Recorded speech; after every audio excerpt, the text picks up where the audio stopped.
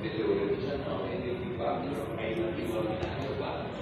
Attenzione, allontanarsi dalla linea gialla, ferma in tutte le stazioni.